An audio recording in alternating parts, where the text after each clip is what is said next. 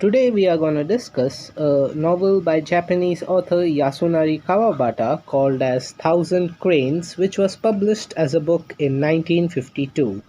Thousand Cranes is one of the three novels cited by the Nobel Committee in awarding Yasunari Kawabata the Nobel Prize in Literature.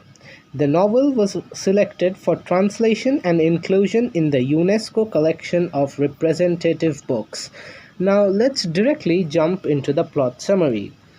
28-year-old Tokyo office worker Kikuji attends the tea ceremony lesson of Miss Shikako Kurimoto, with whom his deceased father once had a short-lived love affair.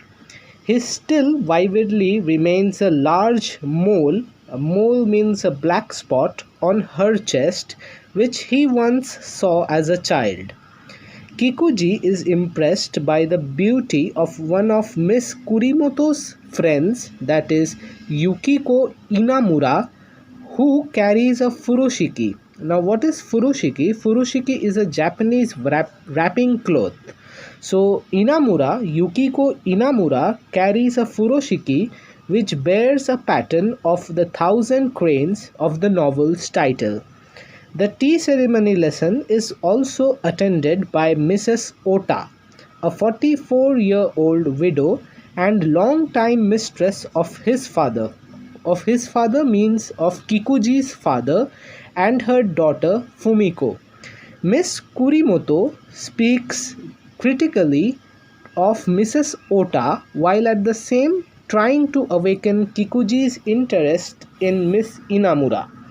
Kikuji and Mrs. Ota spend a passionate night together, and Kikuji wonders if Mrs. Ota sees his father in him.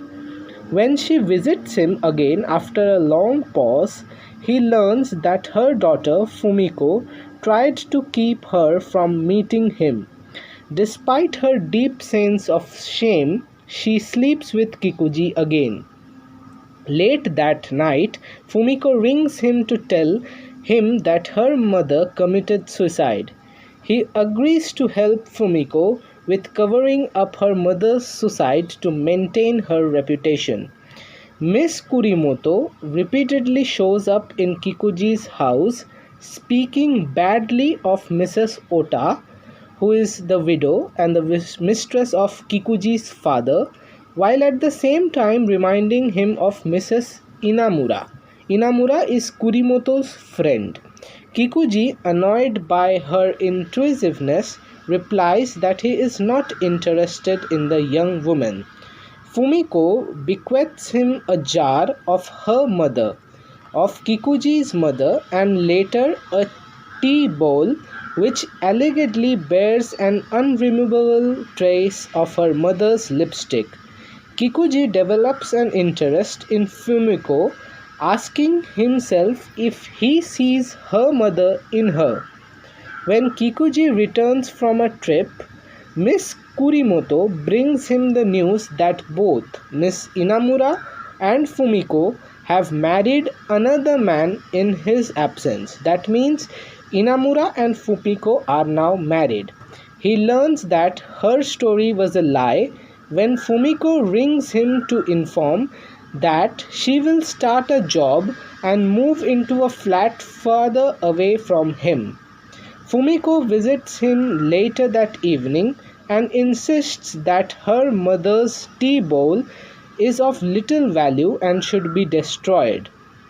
Kikuji places his father's tea bowl next to Mrs. Ota's, and they both are aware that these were the bowls his father and her mother drank from while they had their affair. Fumiko eventually shatters her mother's bowl on a stone plate. Later, Kikuji and Fumiko spend the night together. The next day, Kikuji tries to ring Fumiko at her work, but she hasn't shown up.